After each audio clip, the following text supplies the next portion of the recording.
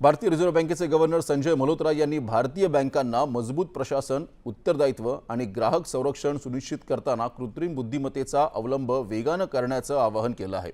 मुंबईत आयोजित FBSC 2026 या कार्यक्रमात ते आज बोलत होते। ज्याप्रमाणे 2010च्या दशकात डिजिटायझेशन आणि 90च्या दशकात उदारीकरण परिवर्तनकारी ठरलं, त्याच प्रकारे सध्याच्या दशकात AI परिवर्तनकारी ठरू शकतं, यावर त्यांनी भर दिला।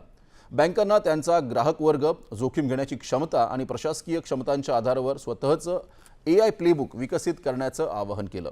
पतपुरवठा वितरणात परिवर्तन घडवणं, ग्राहक सेवा सुधारणं, परिचालन खर्च कमी करणं, फसवणूक शोधण्याची क्षमता वाढवणं आणि आर्थिक समावेशक वाढवण्याच्या AIच्या क्षमतेला मल्होत्रा यांनी अधोरेखित केलं।